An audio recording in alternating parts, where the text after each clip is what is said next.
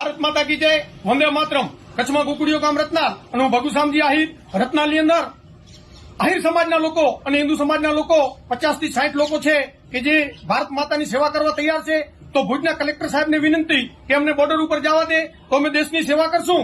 અમને ટ્રેનિંગ પામેલા નથી કે અમે તોપું ચલાવી શકીએ, પણ દેશની સેવા તો 100% અમે કરશું. મેડિકલનું કરશું, અમે રસોઈ પણ બનાવશું અને અમને ડ્રાઇવિંગ આવડે છે તો ડ્રાઇવિંગ પણ કરશું. અમે અમારી ગાડીઓ લઈને જાશું.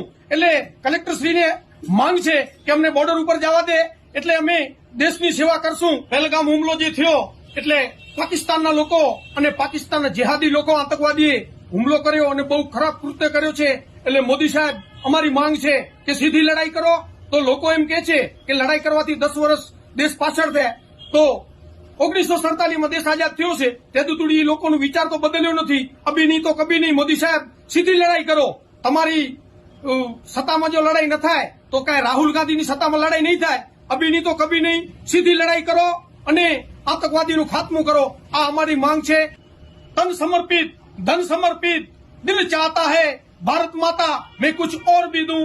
भारत माता की जय, वंदे मातरम. जय जय श्री राम, जय श्री राम.